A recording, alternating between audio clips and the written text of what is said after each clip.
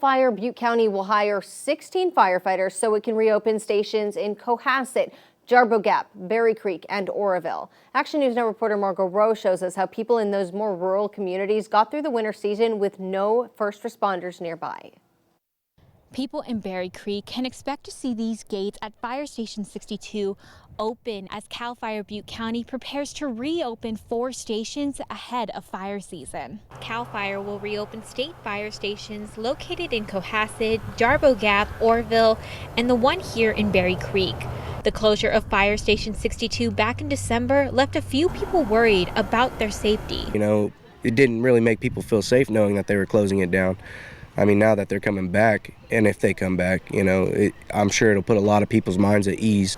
CAL FIRE Butte County Deputy Chief Bill Reed told me these stations will be staffed next week.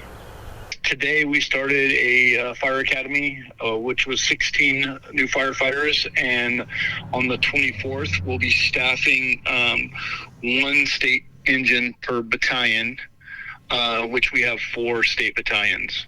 Cody Bolio lives in Berry Creek. He says with no stations open here, it was at least a 30-minute wait for first responders to get up to Berry Creek in case of an emergency. There was a lot of car wrecks, especially when it was snowing and stuff like that, you know. Even without the snow or the rain, there was car wrecks and stuff like that. And it takes, like we were saying before, it takes a long time for the other first responders and stuff to get there. So with these guys, it's a more success rate of somebody actually surviving an accident. Deputy Chief Reed says more firefighters will be hired as we approach fire season, yet the weather over the next few months will determine if those hires will take place sooner or later.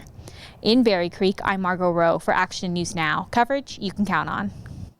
Reed says CAL FIRE will hire about 84 firefighters this season, and all 10 fire stations will have at least 3 firefighters for the next several months.